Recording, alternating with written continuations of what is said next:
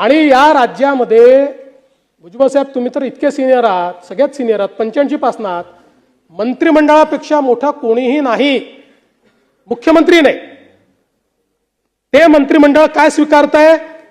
इंग्रजी आणि हिंदी ही दुसरी भाषा पहिल्या वर्गापासून 12वी पर्यंत सक्तीची करण्यात यावी ही शिफारस माननीय उद्धवजी ठाकरेंच्या मंत्रिमंडळाने स्वीकारली.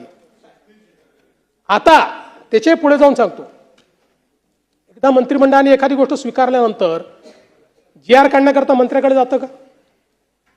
नाही जात. एकदा कारण मंत्रिमंडळामध्ये GR सहित आपण मान्यता देतो, त्यानंतर त्याची कारवाई खाली होते सगळी. तशा पद्धतीनं तुम्ही जे काढलं होतं, आमचं सरकार आलं तरी ते आमचे अधिकारी कदाचित हुशार असतील, त्यामुळे त्यांनी 1ली ते 12वी असं कुठेही सक्तीचं काढलं नाही.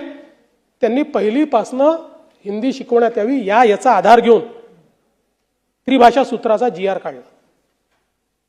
आणि आम्हाला काय ठोकला, म्हणजे मला कधी कधी आश्चर्य वाटतं की सगळं आपण करून म्हणजे करून सरून भागले देवपूजेला लागले